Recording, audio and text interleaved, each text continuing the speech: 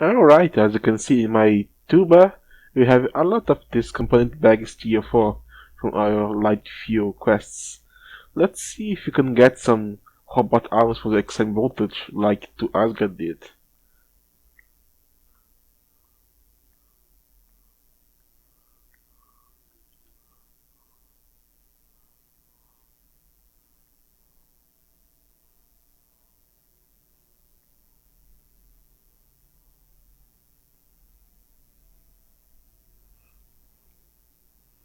And it seems we are successful. We got 5 arms, so that's good enough for me to do what I wanted to do. And got some extra high voltage and some low voltage stuff here. I don't know why. But I want the robot arm so I can make the nuclear reactor.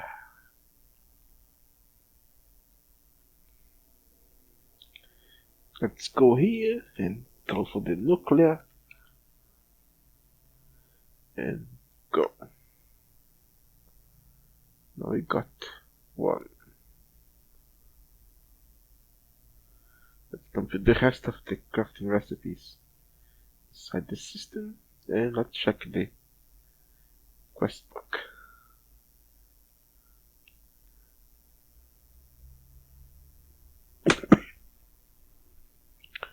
Next step is to get the hazmat suit.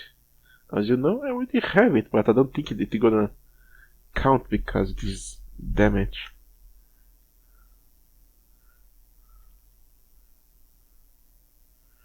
Yeah, do not count. Need to make a new one.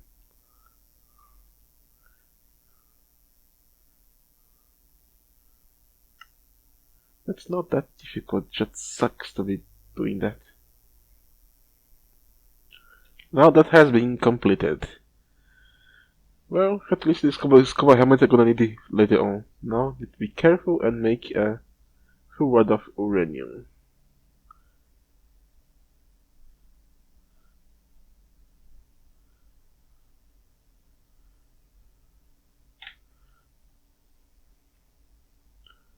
I already have that, actually.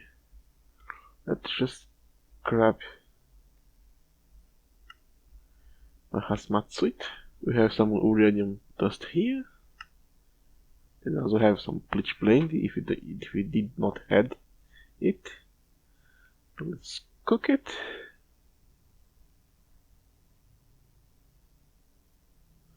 Someday the most smelt are gonna come, someday. Now here we have the uranium ingots. Now all I need to do is go back to the terminal.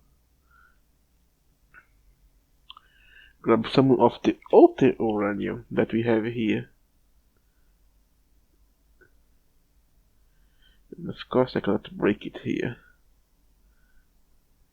Foolish to think you could.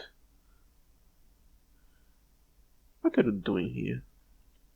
You're gonna get processed. Now we have it, just make the ingots to the shapey and the nuggets into the shapey. And got the Inhike nuclear fuel.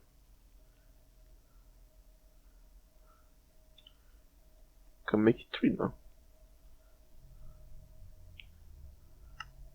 But that's just one step of it, isn't? Need to craft the fuel rod itself, but I already crafted the fuel rods because they are very cheap to make. Anyway.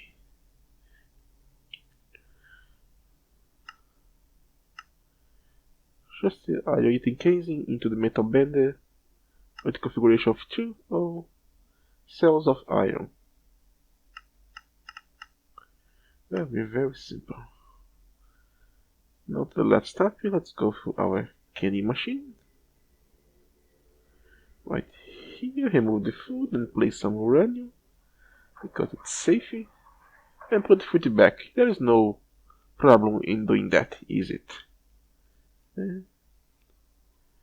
That's it.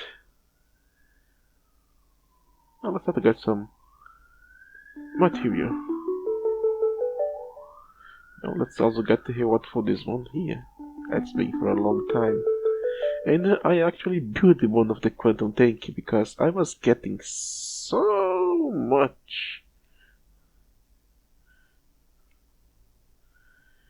LPG that I need to craft something to actually hold it.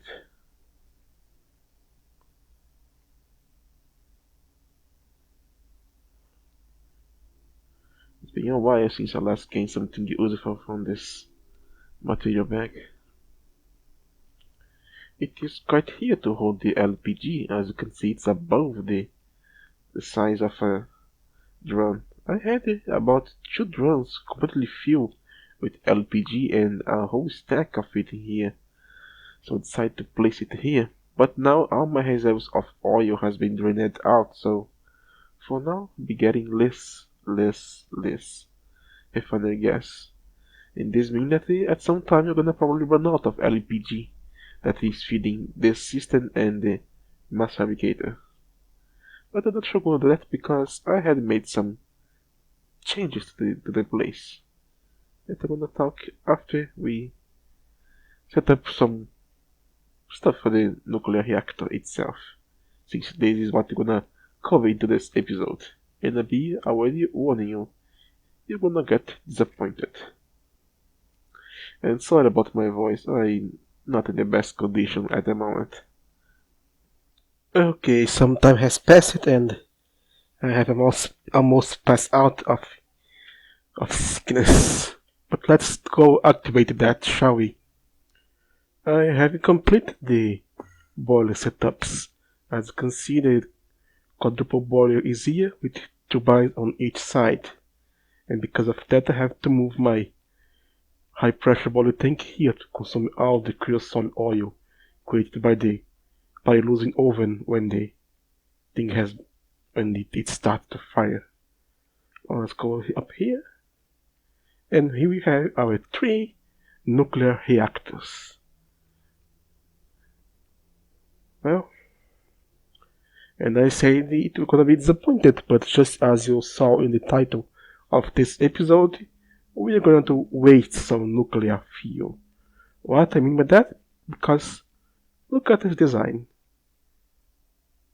You see it, don't you? It is a very simple design. We have fuel rods on side and a heat vent. 3 pairs here, 3 pairs here, 3 pairs here. So in this mode I can process 18 fuel rods for each run, and it only requires 3 heat vents and 3 component heat vents to make it. So this you're not gonna produce us a lot of power, but it's just to actually consume the fuel rods into a good amount into one time and using the less amount of components thing.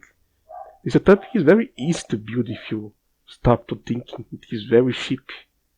18 fuel rods, 9 heat vents and 9 component heat vents.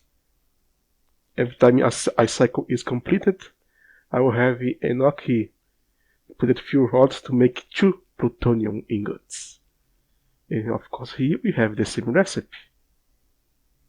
Not bad. And in the last one here, we have the same recipe but for thorium. But thorium takes a very long time, so it's not a problem, is it?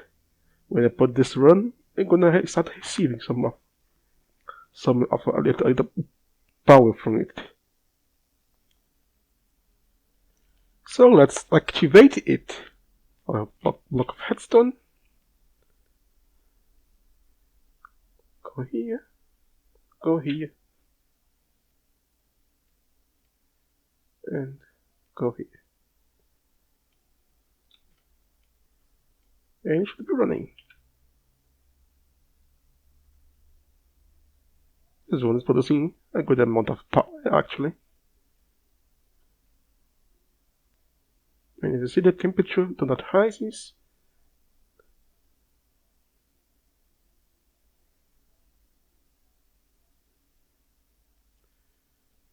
And all this stuff else. These they want to produce less, but you know that thorium don't produce much energy, but have a long duration.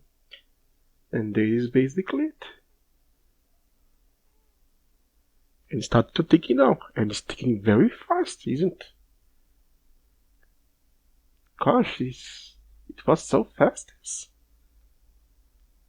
But I'm gonna have some small little extra surplus of energy. Very, very, very nice. Of course, the problem is that they're gonna use a lot of nuclear fuel for each run. But that's not much a trouble because, as you remember, I placed the advanced miner to mine a pitch blende vein. I wanted to wait. I wanted to wait until it was completed to show you, but let me show you that now. It's still running, and it still has some I believe 2 layers and half of the ores to mine. And we got this chest here and this chest here. Look at so much ground pitch blende we have here. Look at so much of it. And we got some uranium ore itself. So uranium is not a problem.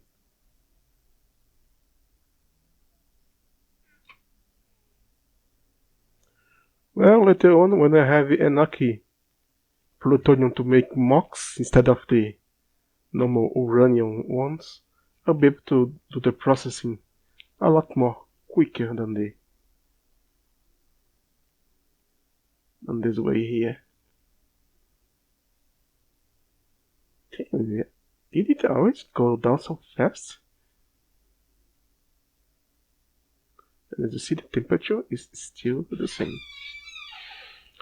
Well, just before I wrap up this episode, I want to show you that I have made the multi-smelter and I already give it the tungsten steel coil blocks that are better than the nichrome.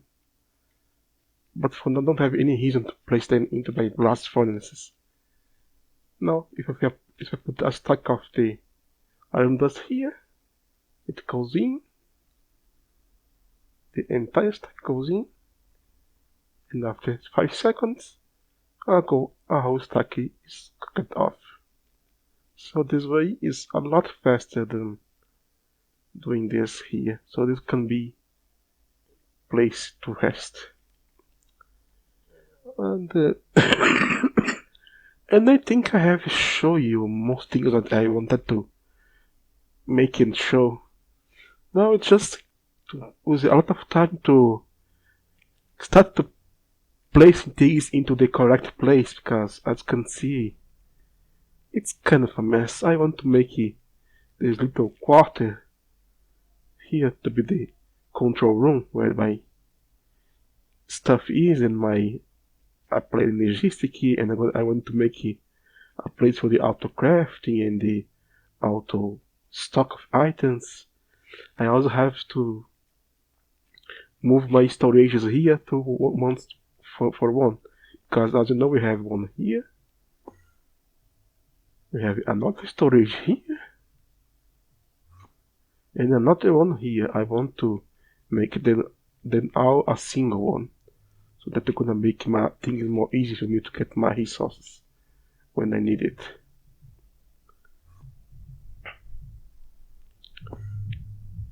And I may have up to discard that hasting method of merge nodes, because this is taking too long and I don't see too much value. I don't know what your problem is, but it's taking far too much time to actually do anything.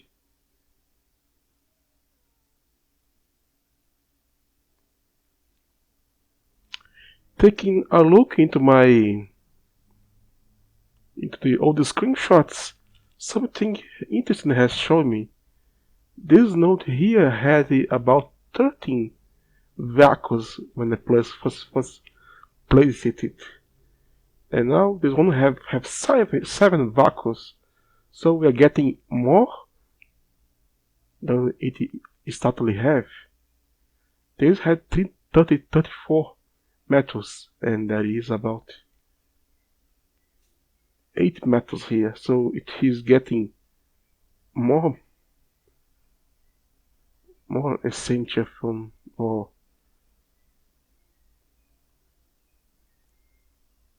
more V's on it than it should have. But the problem is it takes so much time. It takes way too much time. Anyway, this was On God. Thank you for watching, and until we meet again.